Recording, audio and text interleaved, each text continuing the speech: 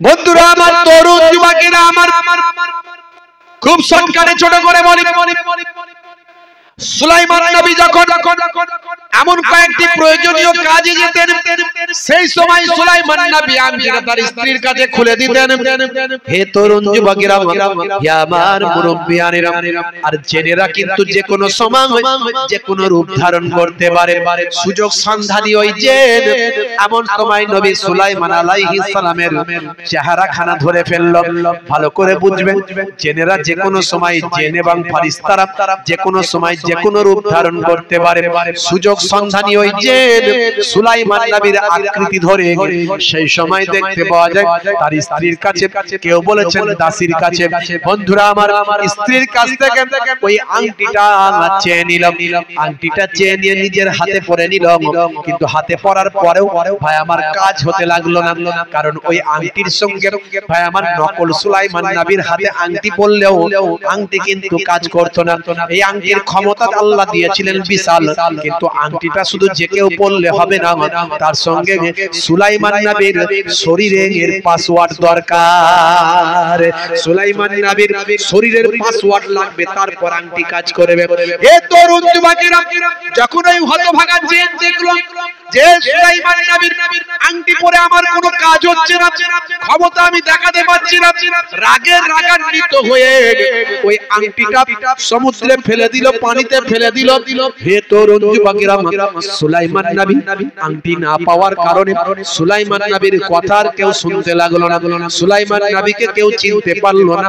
সুলাইমান নবীকে সবাই অরিজিনাল সুলাইমান নবীকে ডুপ্লিকেট মনে করতে লাগলো। সবাই মনে করলো এটা নকল সুলাইমান, আর যে আংটি নিয়ে গেছে সে হলো আসল সুলাইমান। এর ফলে দেখা গেল হযরতে সুলাইমান নবী কিছুদিনের জন্য, অন্তত 40 দিনের জন্য সিংহাসনচ্যুত হয়ে গেলেন। এ তরুণ যুবকেরা, হে আমার বন্ধুরা, শুনে রেখে দিন বাবা, জেনে রেখে দেন, সুলাইমান নবী একদিন ভাই আমার দোস্ত আমার সমুদ্রের ধারে গেলেন। সমুদ্রের জেলেরা মাছ ধরেছে বাবা, মাছ ধরার পরে হঠাৎ করে সমুদ্রের ধারে হযরতে সুলাইমান নবী ঘোরাফেরা করছেন। সেই সময় একটা মাছের দিকে তার নজর গেল, যে মাছটা খুবই চকচক ঝকঝক করছিল। হযরতে সুলাইমান নবী সেই মাছটা নিয়ে বললেন এটাকে কাটো। কাটার সঙ্গে সঙ্গে দেখা যায় ওই মাছের ভিতরে আল্লাহর কুদরতি ক্ষমতা হয়, সুলাইমান নবীর সেই আংটিটা আবার পাওয়া গেল। এ তরুণ যুবকেরা, হে আমার বন্ধুরা, হযরতে সুলাইমান নবীকে আল্লাহ তো ক্ষমতা দিয়েছিলেন। কিছু জেন এসে বলল, হুজুর অমুক জায়গার জেনগুলো মানুষের ক্ষতি করে, তারা কারোর কথা মানে না, আল্লাহকে মানে না, আল্লাহকে চেনে না, আপনার রাজত্বে থাকে, আপনার কথা তারা শোনে না, আপনার বিরুদ্ধে কটূক্তি করে। হযরতে নবী সুলাইমান আলাইহিস সালাম সেই সময় সিংহাসনকে নির্দেশ দিলেন, হে সিংহাসন উড়ে ওই জেনেদের রাজত্বে চলো। জেনেদের রাজত্বে যখন যাওয়া হলো, জেনেরা তখন অস্থির হয়ে পড়ল, রাগান্বিত হলো। হযরতে নবী সুলাইমান নবীর সিংহাসনকে ভাই আমার ফেলে গুড়িয়ে দেওয়ার চেষ্টা করতে লাগলো। হযরতে নবী সুলাইমান আলাইহিস সালাম সেই সময় বললেন, হে জমিন শাক হয়ে যাও, ফেটে যাও, জমিনের তলা থেকে যত লোহা আছে বের হয়ে আসো, লোহাগুলো সব শিকল হয়ে যাও, জালেম জেনেদেরকে বেঁধে আমার কদমে হাজির করে দাও। আল্লাহর কুদরতি ক্ষমতা জালেম জেনেদেরকে শিকলে বেঁধে সুলাইমান নবীর কদমে হাজির করা হলো। পরে পরক্ষণে সুলাইমান নবীর কথাতে তারা বশ্যতা স্বীকার করলেন, সুলাইমান নবী তাদের ছেড়ে দেন।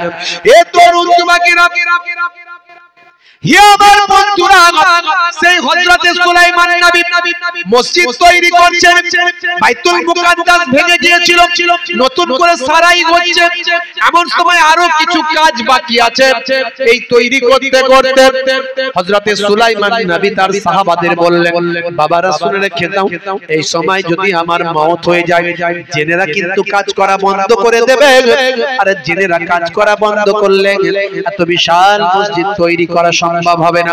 তারা পাহাড় থেকে পাথর কেটে কেটে শক্তিশালী জেনেরা তারা মসজিদ তৈরি করছেন। মনে রাখবেন, আমি যদি ইন্তেকাল হয়ে যাই আমাকে তোমরা দাফন করে দেবে না, আমাকে তোমরা লাঠির সঙ্গে দাঁড় করিয়ে দেবে। কারণ মনে রাখবেন, নবীদের জিসম আমার আল্লাহ মাটির জন্য খাওয়া হারাম করে দিয়েছেন। ইন্নামা হারামা ইন্নাল্লাহা হারামা আলাল আরদি ইন্নাল্লাহা হারামা আলাল আরদি আন তাআকুলা আজসাদাল আম্বিয়া। আমার আপনার নবী জানিয়ে দিয়েছেন, হাদিসের মধ্যে এসেছে, নিশ্চয় নবীদের জিসম খাওয়া আমার আল্লাহ মাটির জন্য হারাম করে দিয়েছেন। বাবা হযরত নবী সুলাইমান আলাইহিস সালাম এই কথা তার উম্মতদের জানিয়ে দিলেন, যদি আমার ইন্তেকাল হয়ে যায় আমাকে তোমরা তাড়াতাড়ি দাফন করবে না, লাঠি দিয়ে দাঁড় করিয়ে দেবে। যতদিন না মসজিদ তৈরি হচ্ছে ততদিন পর্যন্ত লাঠির ভরে দাঁড় করিয়ে দেবে। এইভাবেই তাকে দাঁড় করিয়ে দেওয়া হয়েছিল ইন্তেকালের পরে।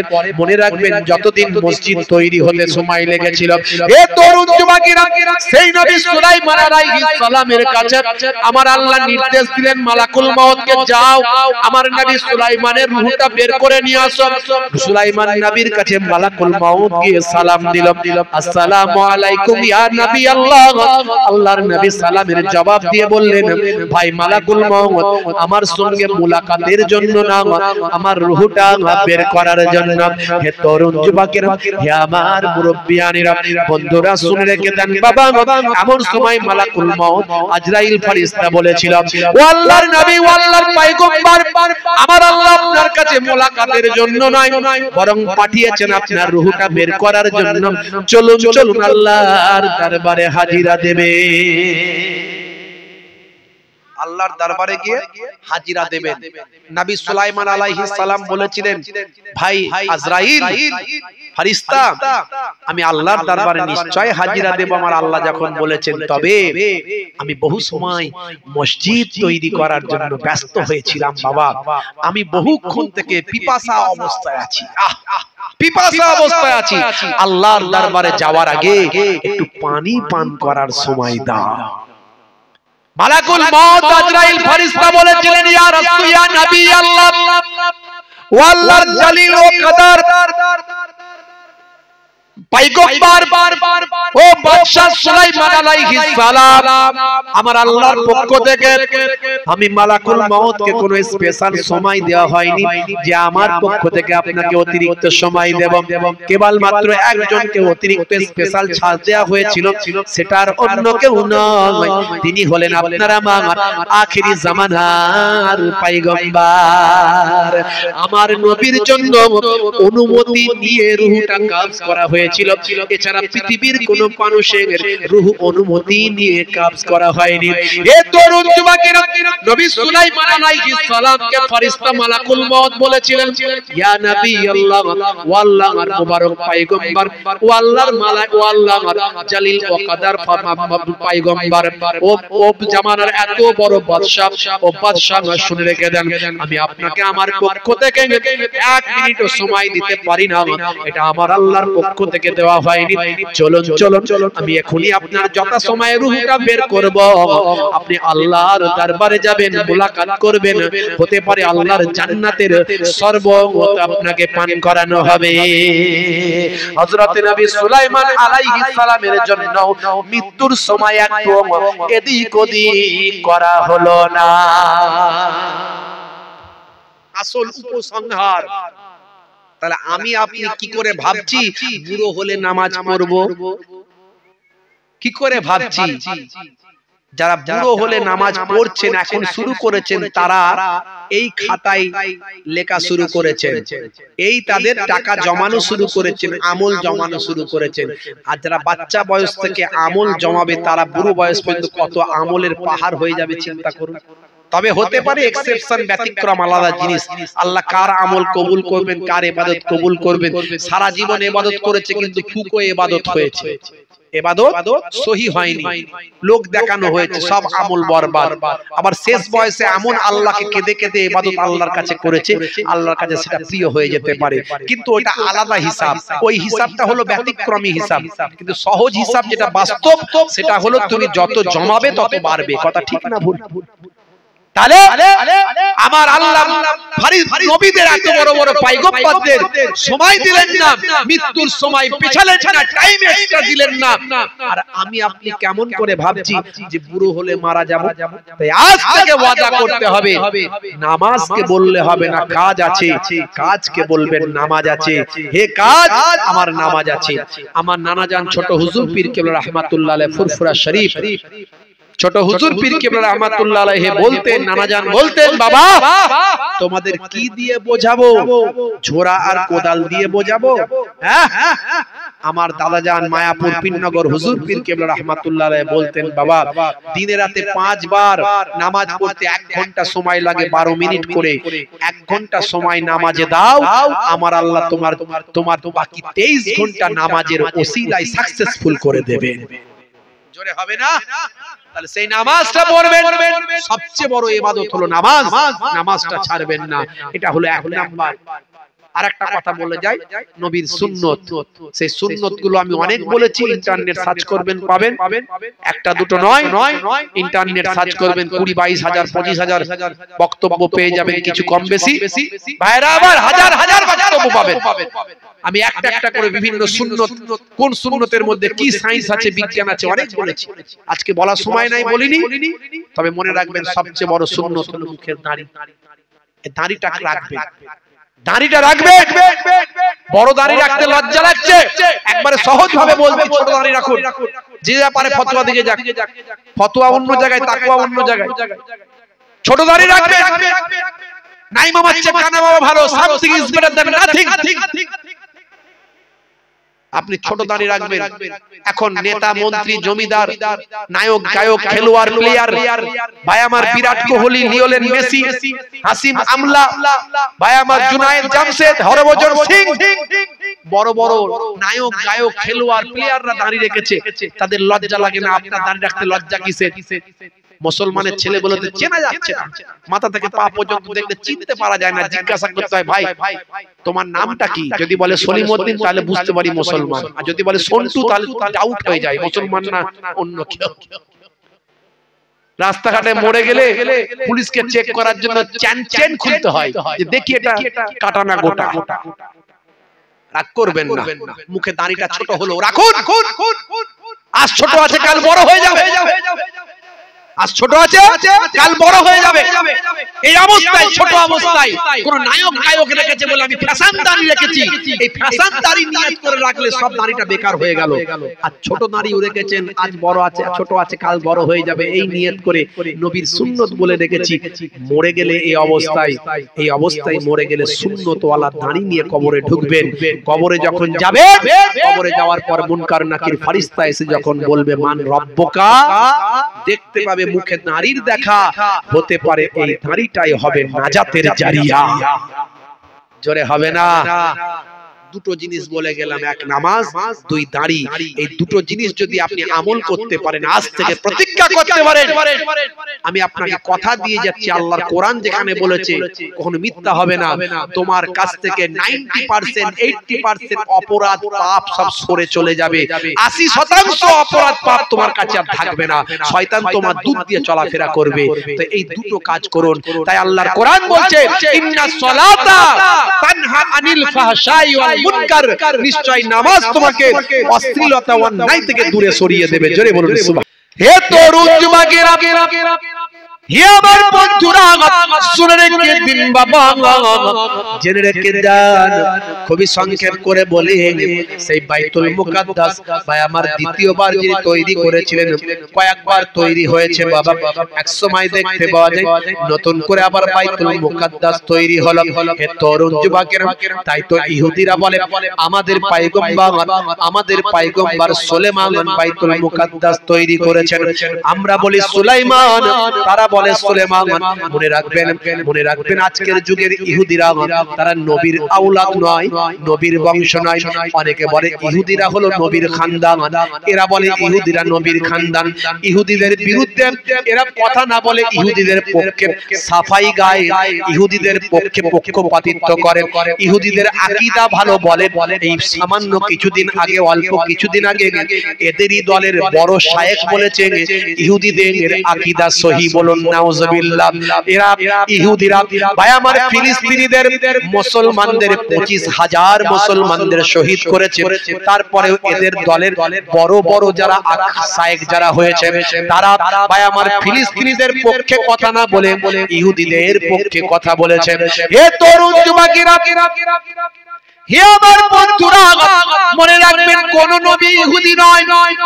সমস্ত নবীরা বনি ইসরাইল যুগের যত নবীরা এসেছিলেন সব নবী কিন্তু বেশিরভাগ নবী কিন্তু ভাই আমার বনি আমিন যে আল্লাহর নবীর ইউসুফ নবীর ভাই ছিল তার বংশের এবং অন্যান্য ভাইদের বংশের এসেছে। ভাই আমার তরুণ যুবকেরা, যেখান থেকে এই ইহুদিরা যার বংশের সেই বংশের কোন পয়গম্বর আসেনি। ইতিহাস খুলে দেখুন বাবা, এই ইহুদিরা কোন বংশ থেকে এসেছে শুনে রেখে দেন। এই যে 12টা ভাইয়ের মধ্যে ইউসুফ নবীর একটা ভাইয়ের নাম ছিল ইয়াহুদা। এই ইয়াহুদার বংশধরদের থেকে ইহুদি এসেছে। তারা বনি ইসরাইল যুগের ভাই আমার বংশধরদের মধ্যে থেকে হতে পারে, কিন্তু এই বংশে কোন পয়গম্বর আসে না। অন্য বংশ থেকে ইয়াহুদার বংশ ছাড়া অন্য বংশ থেকে পয়গম্বরেরা এসেছে। ইয়াহুদার বংশে কোনো পয়গম্বর আসেনি। ইয়াহুদার বংশ থেকে যারা এসেছে তাদের বলা হয় ইহুদি। একটু ভালো করে বুঝে নেবেন ইহুদি কাদের বলে। আমি 1000 বছরের ইতিহাস নিয়ে স্টাডি করে 1000 বছরের বক্তব্য রেখেছি ভাই আমার হামাস আর ইসরাইল। 1000 বছরের ইতিহাস ইন্টারনেটে সার্চ করবেন পাবেন। বেশি লম্বা চওড়া নয়, ছোট্ট করে বলবো। হে তরুণ যুবকেরা, হযরত নবী সুলাইমান আলাইহিস সালাম আল্লাহ তাআলা তাকে কি নিয়ামত করেছিলেন? সেই নবী সুলাইমান আলাইহিস সালামের হাতে একটা আংটি ছিল। এই আংটিটা আল্লাহ জান্নাত থেকে দান করেছিলেন। হে তরুণ যুবকেরা, হে আমার মুরব্বিয়ানেরা, এই আংটিটা এসেছিল জান্নাত থেকে, যা হযরতে সুলাইমান নবীর হাতে এসেছিল। সুলাইমান নবীর শরীরের সঙ্গে আংটির সঙ্গে একটা কুদরতি সম্পর্ক ছিল। মনে করুন একটা স্পেশাল পাসওয়ার্ড ছিল। শুধু আংটি থাকলেই হবে না, সঙ্গে সঙ্গে সুলাইমান নবীর হাতে থাকতে হবে। তবে আমার আল্লাহ সেই আংটির বরকতে সুলাইমান নবীর হাতে থাকার কারণে আকাশ বাতাস থেকে যা কিছু আছে পৃথিবীর জমিনে সবাই সুলাইমান নবীর বাদশাহী মেনেছিল। বন্ধুরা আমার, তরুণ যুবকেরা, হে আমার মুরব্বিয়ানেরা, হে তরুণ যুবকেরা, সুলাইমান নবীর জামানাতেও নামাজ ছিল। সেই সময়ও ভালো ভালো উম্মত ছিল। মুসা নবীর জামানাতেও 2 ওয়াক্তের নামাজ ছিল। আজকে উম্মতে মুহাম্মাদির জামানাতে ক ওয়াক্তের নামাজ? আমাদের নবী পাকের জামানাতে ক ওয়াক্তের নামাজ আমাদের পড়তে হয়? জোরে বলেন, জোরে বলেন। কষ্ট হচ্ছে আপনাদের নাকি? কষ্ট হচ্ছে? এই আংটির কথা শুনবেন? এই সুলাইমান নবীর আংটির ওয়াজ শুনবেন? এই কষ্ট হচ্ছে নাকি? কারে কারে শুনতে চান না হাত তুলে দেখানো দেখি। উনি বুঝতে পারেননি, বয়স্ক মানুষ। আপনারা সব বুঝেছেন মোটামুটি, শুনতে চান। চাঙ্গা, মাশাআল্লাহ, চাঙ্গা, একদম ফুল চাঙ্গা। আপনারা চান তো নাকি শুনতে? ঠান্ডা লাগছে, খুব কষ্ট হচ্ছে? সংক্ষেপ করে বলবো। তবে নামাজের কথা বাদ দিয়ে নয়, সমস্ত নবীদের জামানায় নামাজ ছিল। যদি বলে কেউ নামাজ আমাদের নবী থেকে শুধু এসেছে না, সে জানে না। আমার আল্লাহ আমাকে এই কদিন আগে আমি বাইতুল্লাহ থেকে ঘুরে এসেছি, আল্লাহর কাবা ঘর থেকে ঘুরে এসেছি। কাবা ঘরের দেওয়ালে আছে হাজারে আসওয়াদ। এটা ছিল হাজারে আবিয়াজ, সাদা পাথর ছিল। এটা কি পাথর ছিল? সাদা পাথর। হাজী সাহেবদের জিজ্ঞাসা করবেন, ওই সাদা পাথর চুমু খেতে হয়, মুখ দেওয়া খুব কষ্টকর ব্যাপার, তাকদীরের ব্যাপার। তাকদীর হলে মুখ দেওয়া সম্ভব, না হলে মুখ দেওয়া যাবে না। হাজার হাজার মানুষ, লক্ষ লক্ষ মানুষ সবাই চেষ্টা করে মুখ দেওয়ার। ওই কাবা ঘর দেখলি গুনাহ মাফ হয়, আর হাজার আসওয়াদ একবার চুম্বন দিলে সমস্ত জীবনের গুনাহগুলো ওই পাথরে টেনে নেয় চুম্বকের মতো। ওই পাথরটাও হযরত আদম নবী জান্নাত থেকে নিয়ে এসেছিলেন। হে তরুণ যুবকেরা, হে আমার বন্ধুরা, আমাদের দেশের বেশিরভাগ হাজী সাহেবরা তারা কিন্তু বুড়ো বয়সে হজে যায়। এই বুড়ো বয়সে হজে যাওয়ার কারণে তারা ওই পাথরের ধারে কাছে যেতে পারে না। পাথরের ধারে কাছে কারা থাকে জানেন? তারা আমাদের থেকে বড় লম্বা লম্বা বিদেশি লোক সব। ভাই আমার, সাউথ আফ্রিকার মানুষ, মিশরের মানুষ, তুর্কির মানুষ, বিরাট বড় বড় লম্বা চওড়া, এই ফিগার একটা ধাক্কা মারলে 10 হাত দূরে ছিটকে পড়ে। এই রকম লোকগুলোই ওই হাজরা আসওয়াদের সামনে তারা থাকে। আর আমার দেশের বুড়ো হাবরা মানুষ ভাই আমার মরার আগে বলে অনেক গুনাহ করেছি, এবার হজ থেকে ঘুরে আসি, জীবনের গুনাহটা মাফ হয়ে যাবে। সন্তানেরা মনে মনে করে আমার আব্বা সারা জীবন যা করেছে এদিক ওদিক থেকে কামিয়ে কুমিয়ে আমাদের ধন সম্পদের মালিক বানিয়েছে, এবার আমাদের দায়িত্ব আব্বার গুনাহগুলো মাফ করিয়ে জান্নাতে পাঠিয়ে দেওয়া। তাই আব্বা তাড়াতাড়ি তুমি হজে যাও, আর তোমার জীবনের গুনাহগুলো যেন মাফ হয়ে যায়। ধরে বেঁধে বাপকে ভাই আমার হজে পাঠিয়ে দাও। আর বাপ সেখানে গিয়ে চলতে পারে না, হাঁটতে পারে না, খালি রিয়াল দিয়ে গাড়ি খোঁজে। কেউ আমাকে গাড়ি দিয়ে একটু ভালো করে তোয়াফ করিয়ে দাও, কেউ আমাকে গাড়ি দিয়ে একটু সাফা মারওয়া সাই করিয়ে দাও। বলার উদ্দেশ্য দুঃখ নেবেন না, আমরা টাকা থাকলেই হজ করতে যাই না। ইসলাম বলছে টাকার মালিক যখনই হবে তখনই তুমি হজ করতে যাও। ইয়ং বয়সে হজ করতে গেলে হজের নিয়মগুলো পালন করতে পারবে, আর ইয়ং বয়সে হজে না গেলে শুধু ওই গাড়ি ধান্দায় পড়ে থাকবে। আসলে তুমি নিজে কিছু করতে পারবে না, সবকিছু তোমাকে করানো হবে। নিজে করানো দুইজনে এক জিনিস। আমি বলছি না যে তার হজ হবে না, নিশ্চয় আল্লাহ চাইলে হজ হবে। কার হজ আল্লাহ কবুল করবে কে জানে, আর আমার আল্লাহ কাউকে ফেরায় না ওখানে। বন্ধুরা আমার, আমি অনুরোধ করবো যারা জাননি ইয়ং বয়সে টাকা হয়ে গেছে চলে যান। বলে হুজুর হজ তো করে আসবে, হজ করে এসে তারপরে নিয়ম কানুনগুলো মানতে হবে তো নাকি? নামাজই তো ঠিক মতো পড়ি না, মিথ্যা কথা বলি, কারবার করতে গেলে সুদ খাই, আমি হজ করে এসে কি করব? আসল চিন্তা এখানে, তার মানে আমি এখানে ঠিকভাবে চলবো না তো হজ করে কি করব? হজ করে আমাকে নিয়ম মানতে হবে। হাই রে হাই মুসলমান, সারা বিশ্বের মুসলমানরা সব ইয়ং অবস্থায় হজে যায়। এমন অনেক দেশ আছে যারা হজ করেছে তবে বিয়ে শাদী করে, আর আমার দেশের মানুষেরা বুড়ো বয়সে হজ করতে যায়। মরে যখন যাব জান্নাত পাওয়ার জন্য গুনাহগুলো মাফ করতে হবে, তাই হজে গিয়ে যা হবার হবে। মরলে ওখানে মরবো, বাঁচলে ওখানে বাঁচবো। বুঝতে পারছেন? হে তরুণ যুবকেরা, হে আমার বন্ধুরা, আপনি পুরো বয়সে যদি মক্কা শরীফ মদিনা শরীফে যান, গারে হেরার মধ্যে আপনি উঠতে পারবেন না। যে গারে হেরায় কোরআন মাজিদ অবতীর্ণ হয়েছিল, ফেরেশতা জিবরাইল আলাইহিস সালাম বারবার এসেছিল। আমাদের দয়ার নবী, সোনার নবী, আখিরি জামানার পয়গম্বর যে গারে হেরাতে বসে বসে আল্লাহর জিকিরে মশগুল ছিলেন।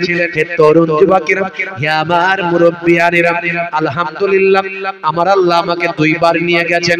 আল্লাহ যেন আরো নিয়ে যান। ওই জায়গায় যে যাবে তার কাছে টাকার কোনো মূল্য নাই। টাকা ইনকাম করো আর আল্লাহর বাইতুল্লাহ গিয়ে হাজির দাও, জীবনটা ধন্য হয়ে যাবে।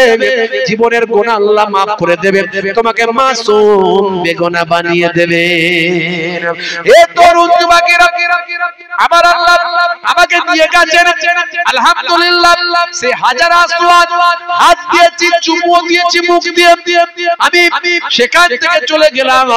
হে তরুণ যুবকেরা, গারে হেরার মধ্যে চলে গেছি। বাবা হেরা গুহার পর্বতে গেছি, কিন্তু বুড়ো বয়স হয়ে গেলে হেরা গুহার পর্বতে ওটা বড় মুশকিল। গারে সুরে গেছি, গারে সুরে বাবা যেখানে ভাই আমার কবুতরের ডিম পেরেছিল, মাকড়সা জাল বুনেছিল, হযরতে আবু বকর সিদ্দিক রাদিয়াল্লাহু তাআলা আনহুকে যে গুহা থেকে সাপ বের হয়েছে দংশন করেছিল সেই গুহাটা নিজের চোখে দেখেছি, সেখানে নামাজ পড়েছি। গারে হেরার মধ্যে নামাজ পড়েছি বাবা। কিছু মানুষ, অনেক মানুষ সেখানে নামাজ পড়ার জন্য লাইন লাগায়, ভাই আমার ওখানেও ভিড় হয়ে যায়। সেই জন্য কিছু বাংলাদেশি মানুষ থাকে, তারা সেখানে ফতোয়াবাজি করে। তারা বলে হাযা বিদআত, হাযা বিদআত, as-সালাত as-সালাত লা সালাত, লা সালাত, হাযা বিদআত, হাযা বিদআত। এখানে নামাজ নাই, নামাজ নাই, এটা কিন্তু বিদআত। হে তরুণ যুবকেরা, তারা যুক্তি দিয়ে বাংলায় বুঝিয়ে দেয়। হে বাঙালি ভাইরা শুনে রেখে দাও, হে হিন্দি ভাষী ভাইরা শুনে রেখে দাও, কেন এটা বিদআত বলছি শোনো। কারণ হলো দয়ার নবী যখন এখানে ইবাদত করেছেন তখন তো তিনি মেরাজে যান নাই, তখন তিনি মেরাজে যান নাই। আর আমাদের নবী নামাজটা এনেছেন মেরাজ থেকে, অর্থাৎ নবী নামাজ পড়ে এনেছেন। নাম নবী যখন এখানে ইবাদত করেছেন তখন তো নবী মেরাজে যান নাই, পরে মেরাজ থেকে নামাজ এনেছেন। তাই নবী এখানে ইবাদত করেছেন, নামাজ তখন ছিল না, তাই নামাজ পড়া এখানে বিদআত। বলুন নাউজুবিল্লাহ। ওরা ওখানে বিদআত বলে ফতোয়াবাজি করে, অর্থাৎ বিদআত আর শিরক, বিদআত আর হারামের ঠিকাদারি ওই সমস্ত মানুষগুলো নিয়ে নিয়েছে। আজকে মনে রাখবেন, আরব সরকার ভাইরা আমার, তরুণ যুবকেরা আমার, মুরব্বিয়ানিরা আমার, যারা বলে আরবে এটা না, আরবে ওটা নাই, আরবে ওটা নাই, আরবে সেটা নাই, মানে আরবকে যারা দলিল মনে করে, আরবকে যারা ডকুমেন্ট করে মনে করে, প্রমাণ যারা মনে করে, আমি বলবো শুনুন, আরবে নাইট ক্লাব হয়েছে, নাইট ক্লাব, আরবে হ্যালোইন হয়েছে, হ্যালোইন, আরবে হে তরুণ যুবকেরা, আরবের জমিনে, সৌদির জমিনে হ্যালোইন করা হয়েছে। খ্রিস্টানদের অনুসরণ করে খ্রিস্টানরা ভাই আমার বিভিন্ন ভূত সেজে থাকে, বিভিন্ন বছরে একটা দিন বিভিন্ন ভৌতিক ভাই আমার অ্যাক্টিং তারা করে, অর্থাৎ তারা ভাই আমার তারা মনে করে এই হ্যালোইন করলে আত্মা আর কখনো তাদের কাছে ফিরে এসে ভয় দেখাতে পারবে না। তাই ভূতের মতো তারা অ্যাক্টিং করে, গাছে ভূত, মাটিতে ভূত, পানিতে ভূত, ভাই আমার উপরে ভূত, আকাশে ভূত, মাটিতে ভূত, জমিনে ভূত, মোটা ভূত, সরু ভূত, মেয়ে ভূত, ছেলে ভূত, বাচ্চা ভূত, এইভাবে বিভিন্ন রকম ভূতের অ্যাক্টিং করে। সেই একটা দিন তারা করে, নাম হলো হ্যালোইন। এই হ্যালোইনটা এবারে আরব সরকার করিয়েছে। আরব আমাদের দলিল নয়, আরবে নাইট ক্লাব হয়েছে, আরবে হালাল বার হয়েছে। বার মানে জানি আমরা মদ খাওয়ার জায়গা, এখানে বলছে হালাল বার। হালাল বার মানে হালাল মদ খাওয়ার জায়গা নাকি কেমন জানি না। হে তরুণ যুবকেরা, হে আমার বন্ধুরা, আরবের জমিনে সি বিচ করেছে, সি বিচ, সি বিচ গোয়ার মতো সি বিচ করেছে। এমন অনেক অবৈধ জিনিস সেখানে করা হয়েছে যেগুলো কখনো ইসলাম পারমিট করে না। বাবা ভালো করে ইতিহাস জানবেন। তাই আরব দলিল আমাদের বলবেন না। আমরা আরবকে ভালোবাসি, তার কারণ হলো আরবের জমিনটা হলো আমার নবীর জমিন, আমার নবীর জমিন বলে আরবকে ভালোবাসি। আল্লাহর কাবা ঘর আরবে আছে বলে ভালোবাসি, কিন্তু আরব আমাদের দলিল নয়। নবী বলেননি আরব তোমাদের দলিল, নবী বলেছেন কোরআন এবং হাদিস হলো তোমাদের দলিল। জোরে হবে না, আর জোরে হবে না। হে তরুণ যুবকেরা, হে আমার বন্ধুরা, শুনে রেখে দিন বাবা, জেনে রেখে যান হে মুসলমান। তাহলে আজকাল কিছু মানুষ বেরিয়েছে, এরা আরব দলিল বলে। আরবে কিয়াম নাই, আরবে মাজার নাই, আরবে শাবে বারাত নাই। বলছে শাবে বারাতে নামাজ পড়া বিদআত, শাবে বারাতে রোজা রাখা বিদআত। জোরে বলুন না নাউজুবিল্লাহ। শাবান মাসের 14 তারিখ বড় মুতাবাররাক রাত, নিসফু শাবান, মধ্য রজনী, শাবান মাসের 14 তারিখ অত্যন্ত গুরুত্বপূর্ণ। এই সম্পর্কে হাদিস এসেছে। এরা সেই সমস্ত হাদিসগুলোকে এরা বলবে জাল, এরা বলবে যায়েফ, এরা হাদিসগুলো মানে না। হাদিসগুলো মানে না বলে এরা মানুষ যে একটা দিন, যারা প্রত্যেকদিন খুব ভালো করে হয়তো নামাজ কালাম করে না, কিন্তু ওই দিনটাই ভালো করে নামাজ কালাম করে। ভাই আমার আল্লাহর দরবারে কি ভাই আমার সওয়াব কি কমে যাবে নাকি? আমার আল্লাহ বলেছেন কোরআন মাজিদে, ফামাইয়া আমাল মিসকালা যাররাতিন খায়রান ইয়ারা ওয়া মাইয়া আমাল মিসকালা যাররাতিন শাররান ইয়ারা। বান্দা যাররা যাররা পরিমাণ ভালো কাজের জাযা দেব, যাররা যাররা পরিমাণ খারাপ কাজের শাস্তি দেব। তাহলে আমার আল্লাহ যে বান্দা মনে করুন 5 ওয়াক্ত নামাজই পড়ে না, সে তো গুনাহ করছে, কঠিন গুনাহ করছে, আল্লাহর নির্দেশকে অমান্য করে জাহান্নামের হকদার হয়ে যাওয়ার জন্য এই জিনটাকে প্রয়োজন। জেনেরা তার কথা শুনে, জেনেরা লেবার পাহাড় কেটে কেটে পাথর কেটে কেটে বাইতুল মুকাদ্দাস তৈরি করেছিলেন। এ তরুণ যুবকেরা, হে আমার বন্ধুরা, শুনে রেখে দিন বাবা, জেনে রেখে দেন হে মুসলমান, হযরত নবী সুলাইমান আলাইহিস সালামের কথা শুনে জেনেরা সমুদ্রের মোহনা থেকে ওই জিনটাকে জোর করে ধরে নিয়ে এসেছিলেন। এই জিনটাকে আনার কারণে, জিনটা ছিল খুব বদমাইশ, খুব বজ্জাত জিন ছিল। সে হযরত সুলাইমান আলাইহিস সালামের উপর মারাত্মকভাবে বিরক্ত হয়েছিল, রাগান্বিত হয়েছিল, কিন্তু ক্ষমতার কাছে পরাজিত হয়েছিল। বাধ্য হয়ে বাইতুল মুকাদ্দাসের মসজিদের কাজেতে সাহায্য করেছিল, আর সুযোগ খুঁজছিল কোনোভাবে যাতে হযরত সুলাইমান নবীকে জব্দ করা যায়। তাহলে নামাজ কিন্তু আগে থেকে ছিল। ওই সমস্ত মানুষগুলো, আমি যখন ভাই আমার হেরা গুহার পর্বতে নামাজ পড়বো বলে লাইন লাগিয়েছি, অনেক মানুষ লাইন দিয়েছে, তারা বলছে বেদাত। তারা যুক্তি দিচ্ছে যে আমাদের নবী এখানে যখন ইবাদত করেছিলেন তখন নামাজ মেরাজ থেকে আনেননি। আমি কোন ঝগড়ার দিকে যাইনি, তাদের কথাতেও কোনো কর্ণপাত করিনি, কিন্তু আমি সেই জায়গায় ভাই আমার হেরা গুহার পর্বত, যেখানে কোরআন মাজিদ নাজিল হয়েছে, কত মোবারক জায়গা, যেখানে আমার নবী দীর্ঘদিন ধরে ইবাদত করেছে, কত মোবারক পবিত্র জায়গা, যেখানে আল্লাহর কোরআন মাজিদের প্রথম সূরা আলাক যেখানে অবতীর্ণ হয়েছে, কত পবিত্র জায়গা। ভাই আমার তরুণ যুবকেরা, ওই সমস্ত মানুষগুলো জানে না, ওরা এদের দ্বারাই প্রভাবিত, এরা যেমন শিখিয়েছে তেমন শিখেছেন, কিন্তু ওরা জানে না সমস্ত নবীদের জামানায় নামাজ তাদের জন্য বাধ্যতামূলক ছিল। সমস্ত নবীদের জামানায় নামাজ ফরজ ছিল, তবে এইভাবে 5 ওয়াক্ত ছিল না। মুসা আলাইহিস সালাম, আপনারা জানেন আমাদের নবী যখন নামাজ নিয়ে আসছিলেন 50 ওয়াক্ত নামাজ, মুসা নবী বারবার বলার পরে আস্তে আস্তে কমিয়ে কমিয়ে আনছিলেন, শেষে এলো 5 ওয়াক্ত। মুসা নবী বললেন, হে আমার নবী, হে আখিরি জামানার পয়গম্বর, জান 5 ওয়াক্ত নামাজও আপনার উম্মতেরা ঠিকঠাক পড়বে না, কারণ আমার উম্মতেরা 2 ওয়াক্ত নামাজ পড়তে চায় না, আপনার উম্মতেরা 5 ওয়াক্ত নামাজ কেমন করে পড়বে? আমার নবী দয়ার নবী বললেন, হে নবী মুসা, এবার আল্লাহর দরবারে গিয়ে নামাজ কমাতে আমাকে বড় লজ্জা মনে হয়, আমি আর যাব না, এই 5 ওয়াক্ত নিয়ে আমি দুনিয়ার জমিনে চললাম। আমার আল্লাহ তাআলা আমার নবীর কথাকে বড় পছন্দ করেছিলেন, আমার নবীকে জানিয়ে দিয়েছিলেন, হে আমার বন্ধু, চিন্তা করবেন না, এই 5 ওয়াক্ত নামাজটা যে বান্দা আদা করবে, আমি আল্লাহ তার নামাজ আমলে 50 ওয়াক্তের নামাজ 5 ওয়াক্ত নামাজের মধ্যেই দান করে দেব। জোরে হবে না? জোরে হবে না? নামাজ ছেড়ে দেবেন না, নামাজ ছাড়বেন না। হে তরুণ যুবকেরা, হে আমার বন্ধুরা, শুনে রেখে দেন, নামাজ ছেড়ে দেবেন না। নামাজের সময় হলে বলবেন না নামাজকে, হে নামাজ আমার কাজ আছে, বরং কাজকে বলবেন, হে কাজ আমার নামাজ আছে। নামাজের ওয়াক্তটা হবে যখনই মসজিদে চলে যাও তুমি তখনই, নামাজের ওয়াক্তটা হবে যখনই মসজিদে চলে যাও তুমি তখনই। ছাড়ো এবার, ছাড়ো ছাড়ো এবার, ছাড়ো এবার, ছাড়ো এই কাজ তোমারই, ছাড়ো এবার, ছাড়ো ছাড়ো এবার, ছাড়ো এবার, ছাড়ো এই কাজ তোমারই।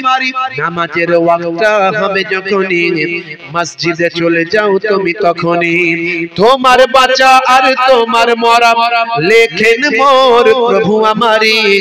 নামাজের ওয়াক্তটা হবে যখনই মসজিদে চলে যাও তুমি তখনই। বলুন না সুবহানাল্লাহ। জোরে হবে না।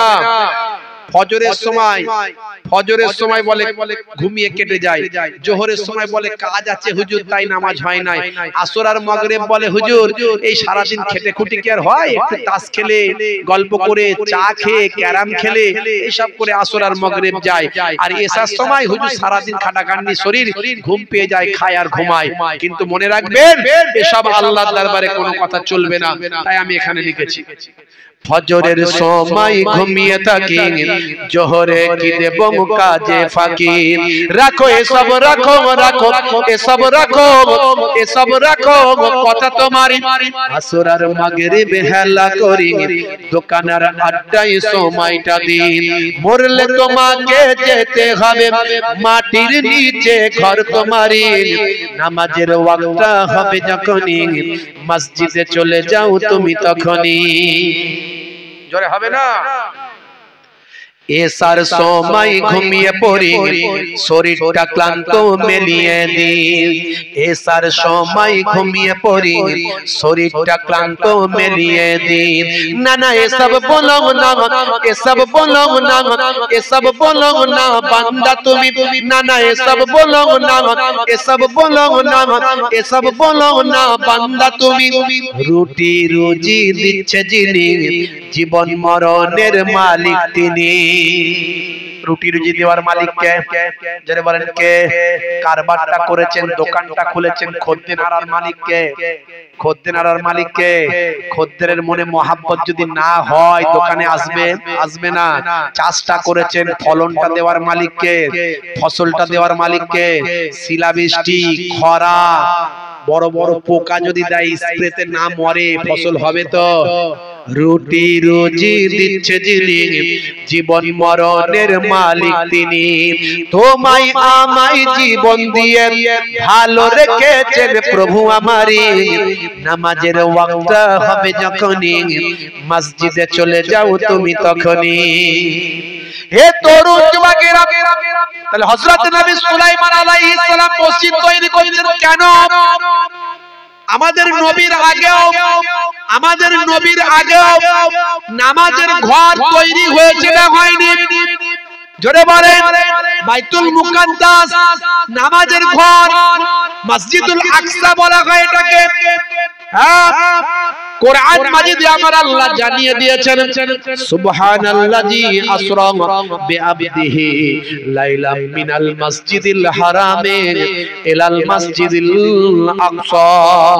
তাহলে মসজিদুল হারামটা হলো কাবা ঘর। কাবা ঘরটা কবে তৈরি হয়েছে? আদম নবীর জামানায়, তার আগে তৈরি করেছেন। তাহলে কাবা ঘরটা হলো মসজিদ। তাহলে মসজিদ আছে মানে সিজদা, মায়াবার মসজিদটাকে আল্লাহ মসজিদ বলছেন কোরআনে। সেই কোরআনে মসজিদ বলা হয়েছে। এই মসজিদটার মূল শব্দ হলো সাজাদা। সাজাদা ইয়াসজুদ, সেখান থেকে মসজিদ অর্থাৎ সিজদার জায়গা। এরা বলছে নামাজ ছিল না আমাদের নবীর আগে। বলুন নাউজুবিল্লাহ। জানে না? হে তরুণ যুবকেরা, সে বাইতুল মুকাদ্দাস মসজিদুল আকসা তৈরি করার জন্য জিন আনা হয়েছিল। জিনেরা কাজ করছে স্পেশাল ডিজাইন তৈরি করার জন্য। সমুদ্রের মোহনায় ছিল সেই জিন, মারাত্মক ভয়ঙ্কর শক্তিশালী জিন। কতগুলো জিনকে নবী সুলাইমান আলাইহিস সালাম পাঠালেন, যাও সে ভালো ডিজাইন করে তাকে ধরে নিয়ে সব। সে না আসতে চাইলে জোর করে তুলে নিয়ে আসবে। আমি নবী সুলাইমান নবীর অর্ডার। হযরতে সুলাইমান নবীর কথায় ভয় থরথর করে কাঁপতে কাঁপতে রাগান্বিত জেনে সে মসজিদুল আকসা ডিজাইনের কাজ শুরু করে দিল। কিন্তু সুযোগে ছিল যে কোনো সময় যখন পাবো সুলাইমান নবীকে জব্দ করে দেব। নবীকে জব্দ করে দেব। নবী সুলাইমান আলাইহিস সালামের সুযোগ খুঁজতে লাগলো, কখন নবীকে কিভাবে জব্দ করা যায় এই সুযোগ খুঁজতে লাগলো। আমি খুব সংক্ষেপ করে ছোট্ট করে বলবো বাপজি আমার, একটু আমি জানি বুঝতে পেরেছি, দেখছেন সব আমার বুঝা হা করলেই বুঝতে পারি। মাশাআল্লাহ, মানুষ আলেম মানুষ। আর দেনেওয়ালা লোক থাকলে দেবে, বললেই তো আর হবে না। ভাইরা আমার, তরুণ যুবকেরা আমার, মুরব্বিয়ানেরা আমার, শর্টকাটে বলে দেবো, এই বলবো না ছেড়ে দেবো। সবাই বলছেন ছোট্ট করে বলবো, তাহলে লম্বা করবো না। টাইম 12টা হয়ে গেছে, 12:30টার মধ্যে শেষ করতে পারলে ভালো হয়।